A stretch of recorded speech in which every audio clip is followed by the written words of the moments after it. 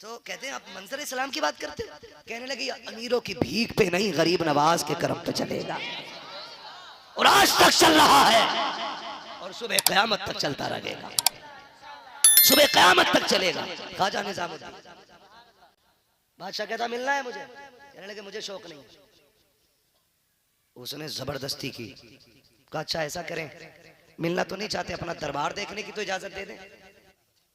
मैं तो अपनों की बात कर, गैरों की नहीं। हमारा इस्लाम किसी धर्म को टारगेट करके रात में छापा मारी की इजाजत नहीं देता। और इस्लाम इस तरह से नहीं फैला है जैसे लोग अपने धर्म फैला रहे हैं। इस्लाम तो ऐसे फैला है, 2 शहजादे गिरफ्तार हुए, 3 भाई थे, 2 कत्ल कर दिए गए। एक वजीर ने कह दिया छोड़ दे इसे, खूबसूरत लग रहा है, अच्छा है, मुझे इजाजत दे, मैं इसे अपने घर ले जाऊं, 3 दिन में इसका ईमान बदलवा लेंगे। बादशाह ने कहा ले जाओ, तफसील में नहीं जा रहा हूं। बादशाह ने कहा ले जाओ, ले आया। उसकी बेटी बड़ी हसीनो माजबीन थी, देख इस्लाम कैसे बढ़ा गया। हसीनो माजबीन, बहुत खूबसूरत, उसे हुस्न पे नाज था। बाप ने आके कहा सुन बेटी, आज ना पूरी जिंदगी की उजरत मांग रहा हूं। कहा क्या? कहा तुझे हुस्न पे नाज है ना? कहा अब्बा मेरे जैसी हसीन कोई नहीं। उसने कहा तुझे तब मानूंगा जब तू इस मुसलमान को अपने ईसाई धर्म में शामिल कर लेगी। उसने कहा कौन है? कहा ये नौजवान। उसने कहा इतनी सी बात, लोग मेरी राहों में लाइन लगा के खड़े रहते हैं झलक देखने के लिए, और आप इसके ईमान की बात कर रहे हैं? कितना वक्त मिला है? कहा 3 रातें। कहा 3 तो बहुत है, 1 ही रात में ईमान छीन लूंगी। उसने कहा ठीक है। उसने कहा शाम होने दो, ले आया, रख दिया। शाम हुई, उसने बनाव सिंगार किया, और जब उस नौजवान के कमरे में गई, उसने जाके क्या देखा? मुसल्ला बिछा है, रब की बारगाह में जवान खड़ा है, लब पे तिरावत है, आंखों में आंसू हैं, अपनी फरियाद अपने रब से कर रहा है। बैठी रही, रात गुजर गई। अब्बा ने कहा बेटी क्या रहा? कहा अब्बा शायद उसकी इबादत की रात थी कोई, इसलिए उसने मेरी तरफ तवज्जो ही नहीं की, तवज्जो ही नहीं की। आज की मोहलत और सुनो मेरी बहनों। फिर गई, अगले दिन फिर वही हाल, फिर नमाज सजदे क़याम, फिर आ गई। आज क्या हुआ? अब्बा शायद आज भी कोई रात थी, 1 रात बस, कल की रात। जब तीसरी रात आई तो फिर उसके दिल में यह एहसास पैदा हो गया, ये इंसान है कि फरिश्ता है? जिस हुस्न को देखने के लिए लोगों की लाइन लगती है, ये एक नजर मुड़ के भी मुझे देखना पसंद नहीं कर रहा है। आखिर इसकी नजरों में ऐसा कौन सा हुस्न है जिसने मेरे हुस्न को फीका कर रखा है?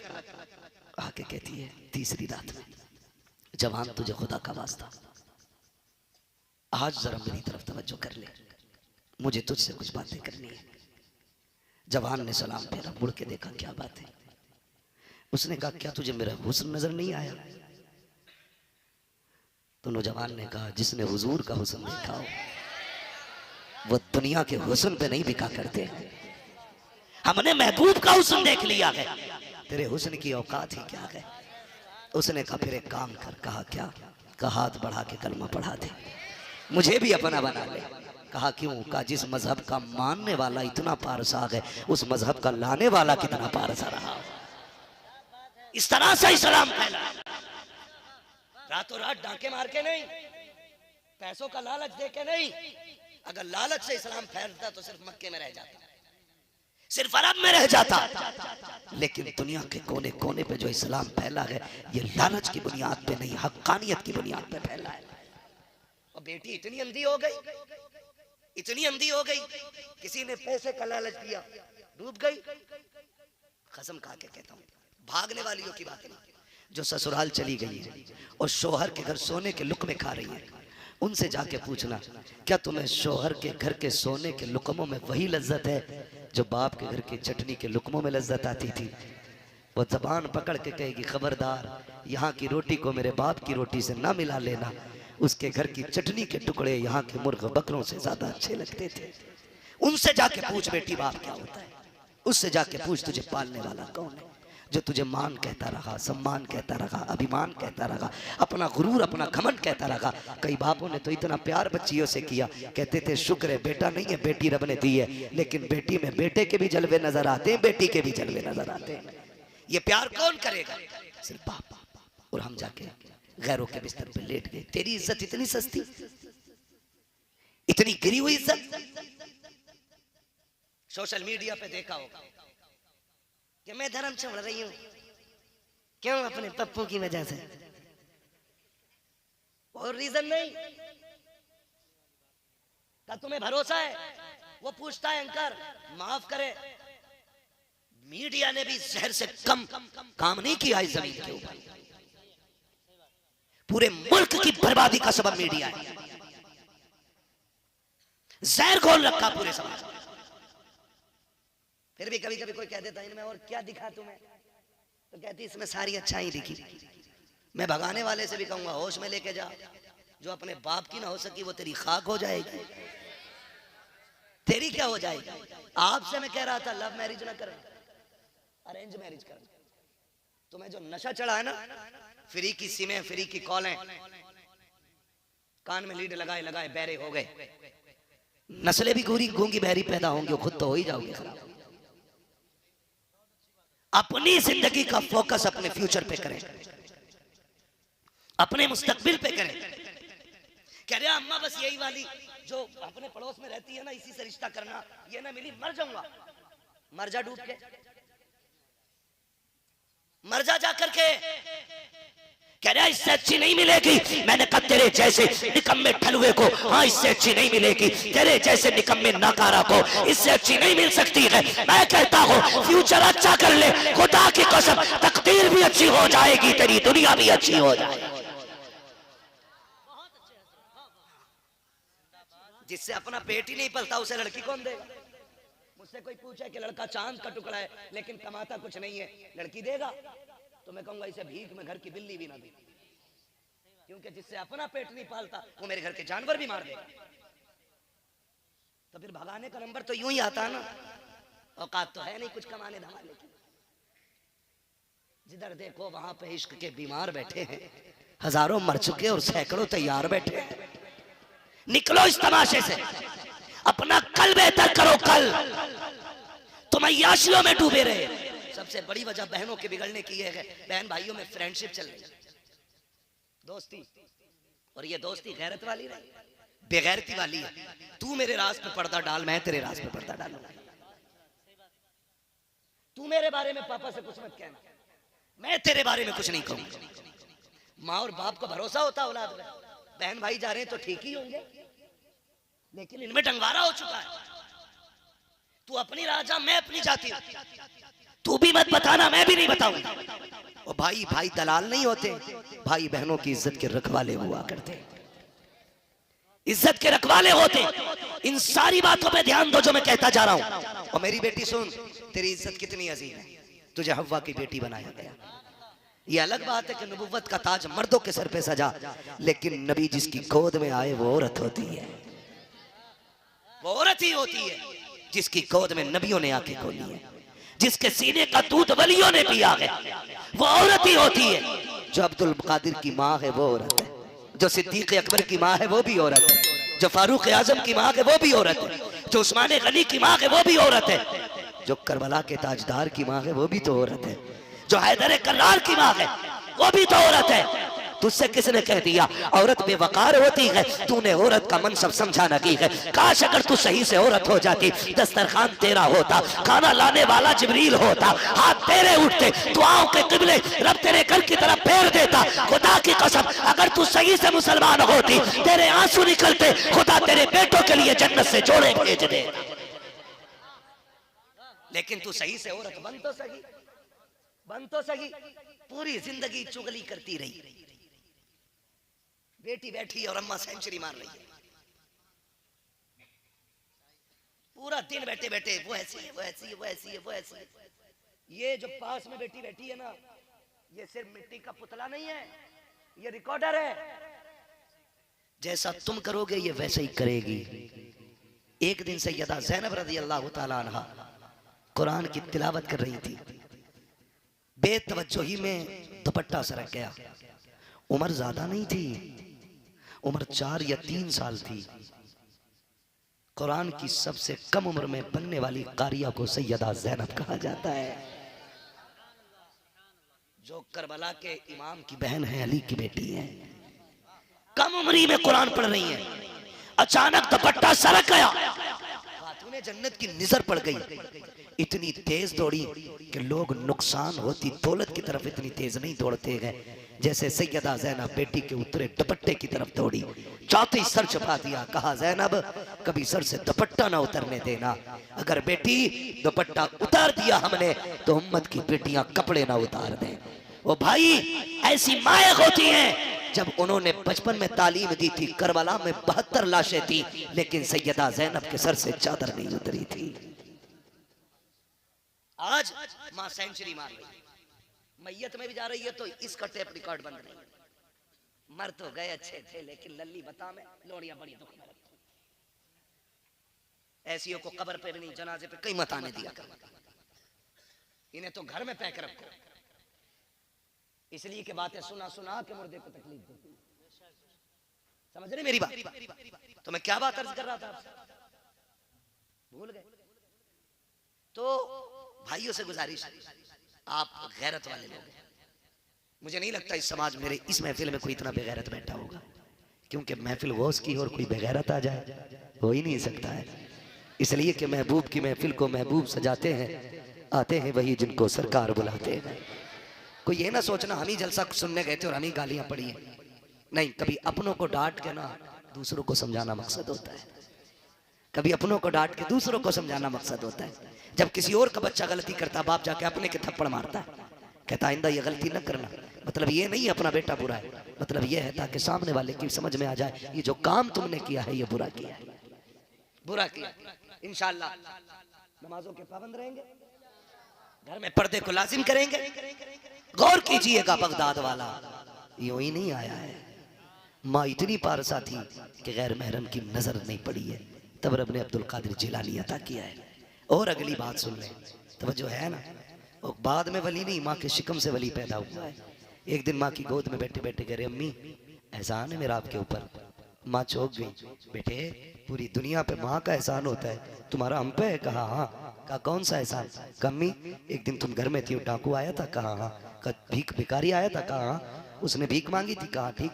कहा तुमने पर्दे की आड़ से ना कुछ पैसे दिए थे, उसने हाथ का कंगन देख लिया था, उसकी नीयत खराब हुई, वो कंगन छीनना चाहता था, जैसी वो तुम्हारी तरफ हाथ बढ़ाया तुम्हारी चीख निकली, तुमने रब को आवाज़ दी मदद के लिए। अम्मी फिर क्या हुआ? कहा बेटे फिर तो रब का करम हुआ, शेर आया और उस डाकू को चीर फाड़ दिया। मुस्कुरा के कहते अम्मी वो जंगल का शेर नहीं, तेरा अब्दुल कादिर जिलानी आया था, तेरा अब्दुल कादिर जिलानी आया था। अम्मी एहसान है मेरा, एहसान है मेरा।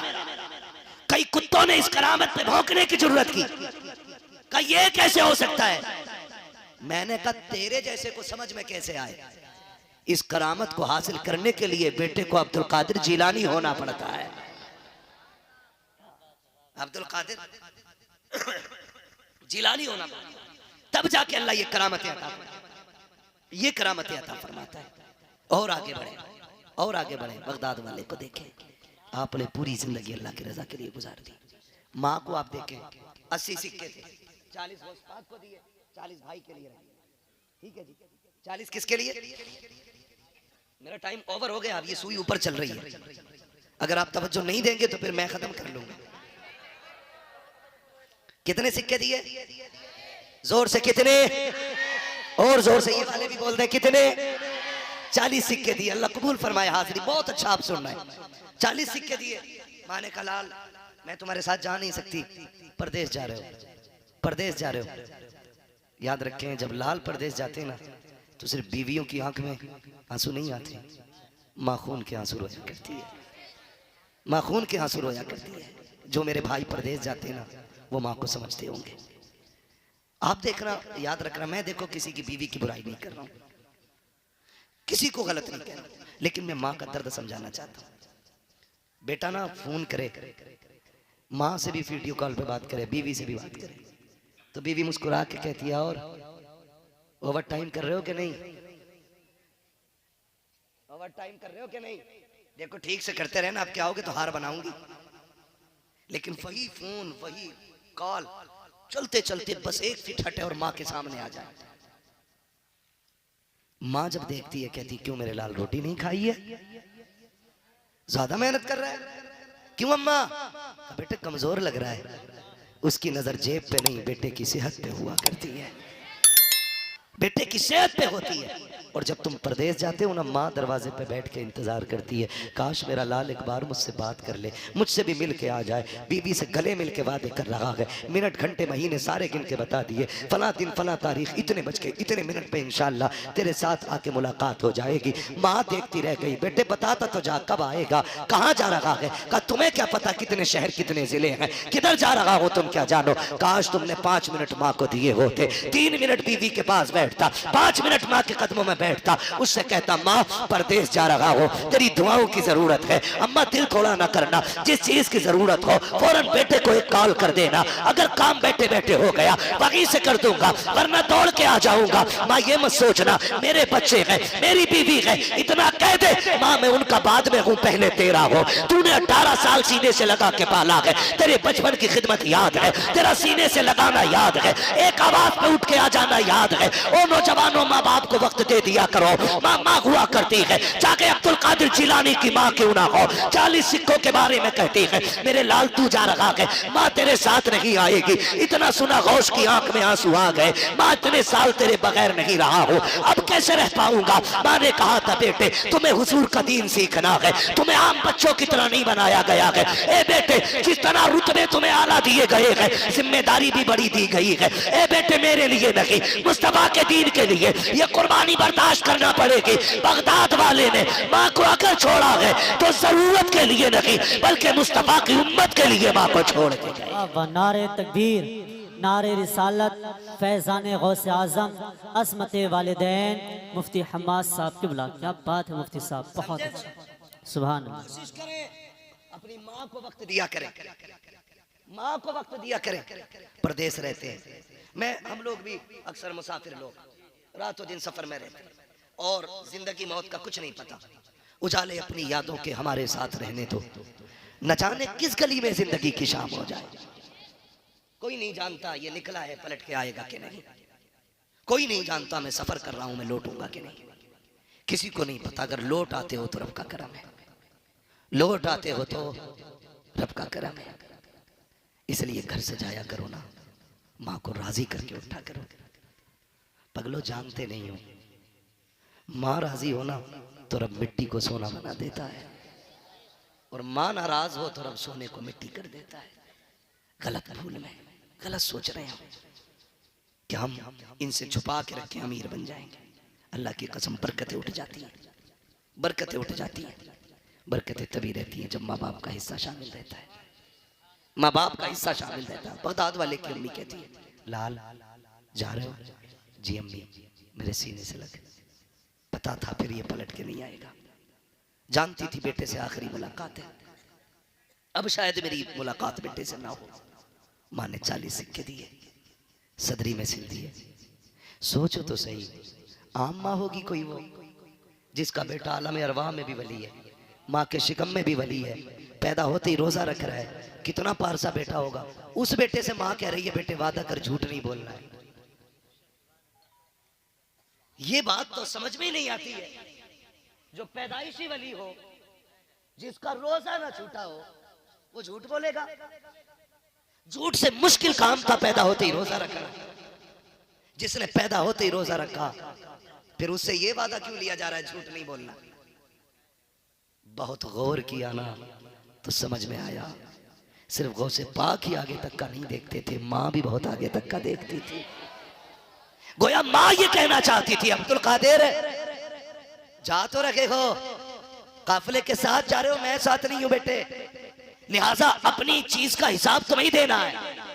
गोया माँ ये कह रही थी चलोगे डाकू मिलेंगे, काफिला लूटा जाएगा, अब्दुल कादिर तुम्हारे पास भी लोग आएंगे, सिक्के तो हमने सिल दिए हैं, किसी को पता भी नहीं चलेगा, लेकिन फिर तुमसे पूछा जाएगा तुम्हारे पास भी कुछ है कि नहीं। बेटा उस वक्त में तुम्हें सच का साथ देना है, जबान से नहीं फिरना है। अल्लाह अकबर। बगदाद वाले ने वही किया, और माँ तो माँ होती है, माँ की बातों में फायदा होता है, कभी नुकसान नहीं होता है। फायदा देखे डाकुओं के सरदार ने बुलाया, कहा तुम पे क्या है? कहा 40 सिक्के सोने के। कहा किधर गए? कहा सदरी में। कहा दिखाओ तो सही। कहा बंद तोड़ो। जब बंद टूटे 40 सिक्के गिरे। सरदार हैरत में था। कहा बच्चे, झूठ बोल के तुम सिक्के बचा सकते थे, लेकिन तुमने सच बोल करके नुकसान कर लिया है। बगदाद वाले ने कहा मैं झूठ बोल के सिक्के तो बचा लेता, लेकिन मां से किया हुआ वादा टूट जाता, वादा टूट जाता। जब ये सच सामने आया है, डाकुओं के सरदार ने कदम पकड़ के गया, बच्चा कितना अच्छा है, तू मां का वादा नहीं भूला, हम खुदा का वादा भूल गए। उसने कहा बच्चे है कौन? फरमाने लगे मैं हसनी हुसैनी सैयद हूं, मैं खातून जन्नत के चमन का फूल हूं, मेरा नाम अब्दुल कादिर जिलानी है।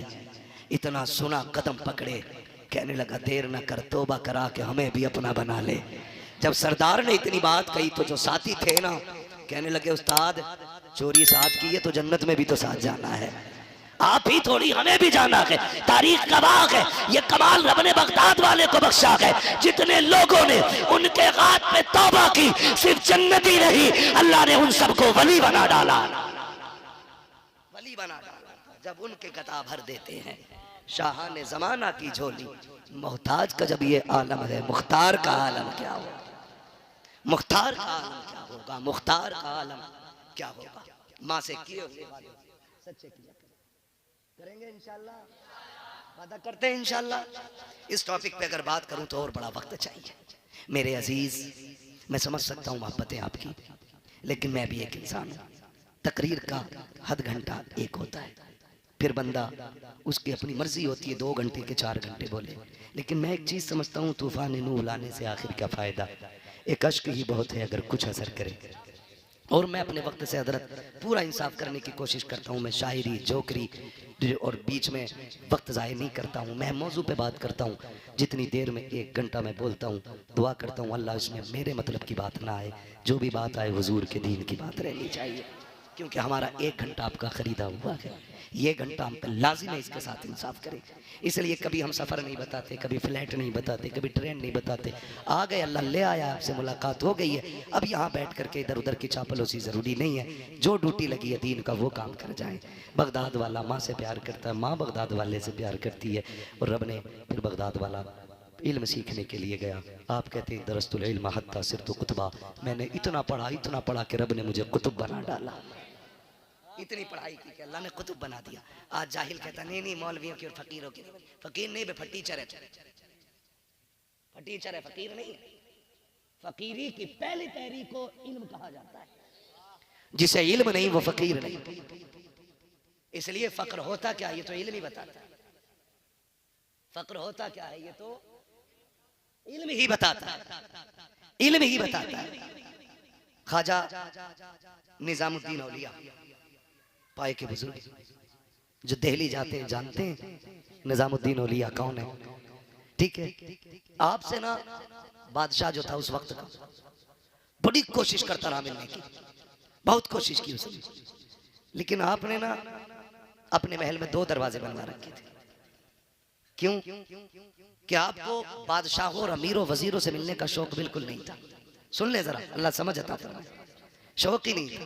आज तो लोग पैसे वाला देख के चापलूसी शुरू कर देते हैं। अगर कोई 500 का नोट उठ के दे दे, मैं कहूंगा जिसे जन्नती देखना इसे देख ले, भले ही उसके पैसे कमाई सारी ब्याज का पैसा लेता हो, हराम का पैसा हो, शराब बेचता हो, तो मैं चापलूसी में कहता हूँ जिसे जन्नत देखनी हो इसे देख लो भाई। मुझे 500 रुपए देकर जन्नत मिल गई। इतनी सस्ती जन्नत होती तो हुसैन करबला में 71 लाशें ना उठाते। लिमिट में और खाल में रह के जन्नत बांट। अल्लाह पूछेगा कयामत के दिन किधर है जो बांटी थी जन्नत? ठेकेदार बना घूम रहा था? यूं ही नहीं है तो अमीरों पे आके लोग फिसल जाते हैं। मेरे इमाम से भी कहा था किसी ने, ऐसा है नवाब साहब है, हाँ नानपारा के नवाब साहब है, उनकी शान में कसीदा लिख दो।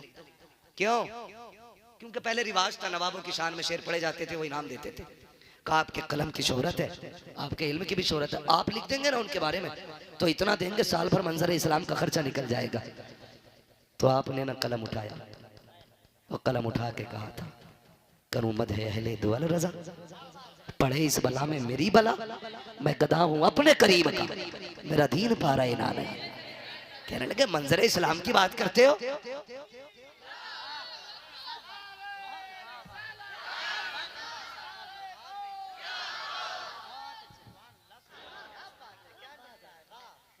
ख्वाजा निजामुद्दीन ने कहा। ये फर्क है अमीर और फकीर में कि तेरे दरवाजे के पहरेदार गरीब रोकने के लिए होते हैं, हमारे पहरेदार अमीर रोकने के लिए होते हैं। आगे बढ़ा, जहां हजरत के अस्तबल में घोड़े बंधे हुए थे ना, जाके क्या देखता है, घोड़ों के गले में जो वो पड़े थे पट्टे, उन पे सोने की कड़ावट थी, और जो पैरों में पड़े हुए थे घुंघरू वो भी सोने के थे। उसने सोना इतना देखा ख्वाजा निजामुद्दीन की चौखट पे, कहने लगा छोड़ो ये फकीरी का लिबास उतारो, क्या फर्क है तुम्हारे और हमारे बीच, तुम्हारे पास भी तिजोर सोना है, हमारे पास भी सोना है, क्या फर्क रह गया। बड़ी बात कही थी ख्वाजा निजामुद्दीन ने। कहने लगे भी नहीं समझा तू, फर्क बहुत बड़ा है। कहा क्या, का बादशाह सोने को तिजोरी में संभाल के रखते हैं, फकीर सोने को घोड़े के कदमों में डाल के रखा करते हैं। हमारे औकात नहीं है, औकात नहीं है इसकी। तो कह रहा मतलब ही क्या, फकीरों की लाइन अलग है, मौलवी की लाइन अलग है। फकीरों की नहीं, कमीनों की लाइन अलग है, मौलवी की लाइन अलग है। आपसे भी गुजारिश करूं, मैं ताबीज का मुखालिफ नहीं, इन चोरों चमारों का जरूर मुखालिफ हूं, जो दुकानें खोल के बैठ जाते हैं, एक टाइम मस्जिद में नहीं जाता और रोज 300 मरीज देखते हैं और सबको शिफा हो रही है। 97% वहमी मरीज होते हैं, तुम्हें बता दूं आज 97% दिमागी मरीज होते हैं, हकीकी नहीं। मुझे कुछ हो गया, उसे मिट्टी उठा के दे दो, उसे लगेगा मैंने कुछ खा लिया, वो कुट्टी। समझे ये चीजें, तमाशे बना रखे। तावीज का मुखालिफ नहीं, हम एक नहीं 5 भी पहन लेंगे, लेकिन देने वाला मुफ्ती आजम जैसा होना चाहिए, जिसके आगे मुवक्किल हाथ बांधे खड़े रहते हैं। ऐसा भी तो एक टाइम मस्जिद में नहीं जा रहा, रोज 300 मरीज देख रहा, कह रहे अल्लाह का बड़ा करम है, लंबी कमाई है। पैसे आना करम की बात नहीं होती है, पैसे आना करम की बात नहीं होती है। पैसे करम से होते तो फिरौन, शद्दाद, हामान, कारून सारे पैसे वाले थे। गरीबी अगर करम के खिलाफ है तो फिर अली अल्लाह वाला की, क्योंकि जिसे रब ने बेटी दी उसके घर में तो एक वक्त का खाना भी नहीं था। जिसे नबी ने बेटी दी वो तो बड़ा गरीब था, धोखा न खाना पैसे दे के, इस पे बड़ा करम है, अल्लाह पैसे दे रहा। सुने मेरी बात, इन्होंने ना बेड़े गर्क कर दिए। हमारी और आपकी कोशिश ये रहे हम रब के भी करीब हो जाए, मुस्तफ़ा के भी करीब हो जाए। जब ये कुर्बतें मिलेंगी ना तो फिर किसी जाहिल की जरूरत नहीं, जाके कह रहे जब से आई है लड़ी रही है, देखियो सितारे किधर हैं दोनों के। हाँ सितारे मिलवा रहे हैं, अब उससे कह रहा सितारे मिला दो। मैंने गौर से देखा, मैंने मुझे अपने ही सितारों का ना पता, तेरे सितारे किधर से ढूंढ के लाऊं। उसके बाद जब कह रहे सितारे मिला दो, तो वो भी कितना कॉन्फिडेंस के साथ कह रहा ठीक हो जाएगा। जिसकी अपनी बीवी 10 महीने से गाली दे रही है, वो हमारे घर के हाल सुधारेगा? क्यों धोखों में पड़े हो? फिर कह रहा कौन सा वाला दूं, 51 रुपए वाला कि 5100 वाला? सोच रहा जहेज से तो कमी लग रहा, ऐसा करो 5100 वाला ही दे दो। 3 दिए उसने, 3 15,000 पार। और जब 3 दिए तो ऐसे हाथ जोड़ के खड़ा, हजूर क्या करना? अब हजूर का तमाशा देख, एक गले में बांधना, एक पेड़ पे बांधना, एक तकिए में रख लेना। अब तक गालियां चल रही थी घर में, अब पीर के तावीज की करामत देखो। औरत निकली सुबह, उसने देखा ये क्या टका, रात भर में करामत कहां से आ गई। उसने कहा जी देखो ये क्या है, तेरा पगली बताइए मत, नहीं लाए क्या है, क्या तावीज है, का बरकत का। ऊपर क्यों टांगा? तो उल्लू बना के कह रहा बरकत ऊपर से ही आती है ना। पीर साहब ने कहा बच गया, कह रहा शुक्र अल्लाह का। एक समझ, जब नहाने उठा कपड़े चेंज किए, कहा ये क्या, तो दिल घबरा गया, देखा ना रात को उठ के बैठ जाऊं, उसी का तावीज है। 2 तीसरा नंबर जब आया, खुद बताओ बिस्तर कौन झाड़ता है? बोले बीवी, बहन, बेटी, माँ। जाहिर है जब झगड़ा बीवी का है तो बिस्तर भी बीवी झाड़ेगी। आई उसने तकिया उठाया, सबसे पहले गिलाफ निकाला, पहले झटके में तावीज बाहर। अब जो उसने तावीज देखा, बत्ती चल गई दिमाग की। उसने कहा पेड़ वाला बरकत का था, गले वाला धड़कन का था, ये किस चीज का लाया है? कहती है पक्का मुझे मरवाने का इंतजाम कर रहा है, इसने जरूर मुझे या तो मेरा दिमाग बंधवा रहा है या मुझे मरवाना चाहता है, कहीं और ही लग गया है। ये ख्याल आया, खुदा की कसम अभी नहा के नहीं निकला, बीवी चिमटा लेके पहले खड़ी है, कल तक गालियों पे चल रही थी, अब बेलन पे आ गई है, चप्पल जूते चल रहे हैं, भागो पीर की तरफ। न पीर बचाएगा न पीर कबाब बचाएगा। जाओ, अगर घर के हालात अच्छे नहीं है, तावीज का ठेकाना ले, डोरी नाला किरदारे मुस्तफा ले, अपनी बीवी के साथ वही कर जो मेरे नबी ने खदीजा के साथ किया है। खुदा की कसम तेरे घर के अंदर रहमतें भी आ जाएंगी, खुदा की बरकतें भी आ जाएंगी। डॉक्टर इकबाल ने कहा था तेरे दामन में है किस लालो जवाहर की कमी, तू किसी और के दामन की तरफ क्यों देखे। हुजूर का किरदार काफी है। आका की जिंदगी जिए, आका की जिंदगी पढ़ें, आका की जिंदगी सीखें, आका की जिंदगी की तरह जीने की कोशिश करें। अल्लाह की कसम घर में झगड़े ही नहीं हो, हुजूर की तरह जिंदगी आप गुजारें। बगदाद वाले की पूरी जिंदगी अल्लाह अल्लाह करते गुजर गई। फिर रब ने वो कमाल बख्शा, एक दिन जिद कर ली, खाना ही नहीं है। कब तक का? जब तक रब खुद नहीं खिलाएगा। उसके लिए रोजे रखे, उसके लिए भूखा रहा, उसके दीन के लिए कोशिशें की, उस वक्त तक नहीं खाना जब तक वो खिलाएगा नहीं। इतनी भूख कि लोगों ने जबरदस्ती खिलाने की कोशिश की, नहीं खाया। फिर आए एक बुजुर्ग, साथ में खाना अपने लेके आए, फरमाने लगे अब्दुल कादिर खा ले। कहने लगे नहीं खाना है। कब तक का? जब तक वो खुद नहीं खिलाएगा, मैं जिसके लिए रोजे रखता हूं। तो कहने लगे मुझे जानते हो? कहा बताएं। कहा मुझे खिज़र कहा जाता है और मैं रब के हुक्म से आया हूँ। उसने कहा जाओ अब्दुल कादिर से कह दो, अब्दुल कादिर तुझे मेरी कसम है खा ले प्यारे, तुझे मेरी कसम है खा ले प्यारे। बरेली से आवाज आती है, कसमें दे दे के खिलाता है पिलाता है तुझे, कसमें दे दे के खिलाता है पिलाता है तुझे। प्यारा अल्लाह तेरा चाहने वाला तेरा, प्यारा अल्लाह तेरा चाहने वाला तेरा, क्या दबे जिस पे हिमायत का वो पंजा तेरा, शेर को खतरे में लाता नहीं कुत्ता तेरा, शेर को खतरे में लाता नहीं कुत्ता तेरा। आज बगदाद वाले की ये शान है कि वो उनका लंगर तो लंगर, जो उनके नाम की 11वीं शुरू कर देता वो कभी जलील होके नहीं मरता है। जाओ ये वजीफा लेके चले जाओ। पीर साहब की दाढ़ी का बाल भले मत रखना चावल में, उनकी अंगूठी मत रखना भले कट्टे में आटे के, लेकिन इतना वजीफा याद कर लेना, जब भी 11वीं आए बगदाद वाले की नियाज कर लेना। वादा है बगदाद वाले का, जो उनके नाम की नियाज करेगा ना वो भूखा मरेगा ना वो जलील मरेगा। जाएगा तो इज्जत के साथ जाएगा, और जब भी सोएगा पेट भर के सोएगा। सबसे बड़ा वजीफा है। मेरे इमाम ने कहा था, इन बड़े बड़ों की बातें आप कहते हैं, जान दे दो वादे दीदार पर, नकद अपना दाम हो ही जाएगा। बेनिशानों के निशा मिटते नहीं, मिटते मिटते नाम हो ही जाएगा। ऐ रजा हर काम का एक वक्त है, दिल को भी आराम हो ही जाएगा। फरमाया गया या अय्युहल्लज़ीना आमनुत्तकुल्लाह व कूनू मअस-सादिकीन, ईमान वालो अल्लाह से डरो और सच्चों के साथ हो जाओ। आपके इलाके में कोई बच्चियों का इदारा है कि नहीं है? कोई मदरसा है जिसमें बच्चियां पढ़ती हैं?